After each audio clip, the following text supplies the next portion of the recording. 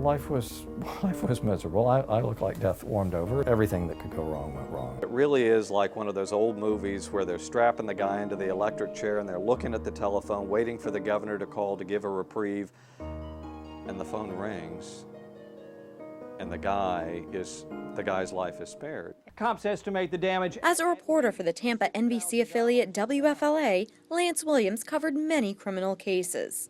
But he never imagined he'd be on the death row known as leukemia, a sentence imposed after a simple blood test. They said, if you had not gotten in here when you did, you'd be gone in a week or two. For the patient, you're in such a daze because, one day I felt like myself, and the next day I didn't. After a whirlwind of treatment, including blood from donors, Lance eventually entered remission and returned to work, trying to adjust to a new normal. One day she called and I just had a biopsy and it was back. And it came back with a vengeance. It was as if I climbed to the top of a tall building and jumped off and survived. And this summer I thought, now I have to climb back to the top of that tall building and jump off, but this time I'm not going to survive. Lance needed a bone marrow transplant to survive, but couldn't find a matching donor. We really had run out of potentials. They had about 50-something, and none of them was a good match. And then we get the news that the leukemia is back.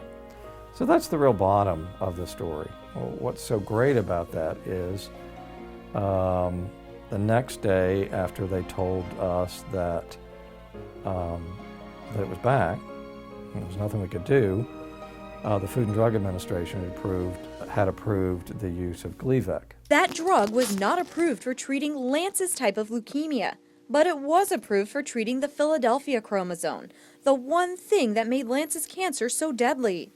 Lance took 6 pills a day, and within 3 weeks he was in remission. During that time, a young lady joined the National Bone Marrow Registry and turned out to be the perfect bone marrow match.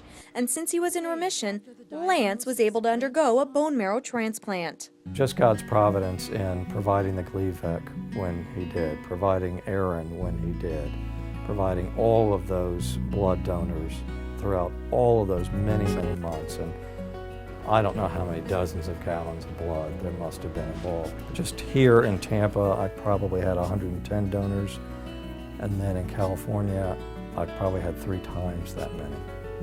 So many, many, many gallons of blood from countless donors who really did save my life. So when people become blood donors, the joy is that you can save a life without having to lose your own.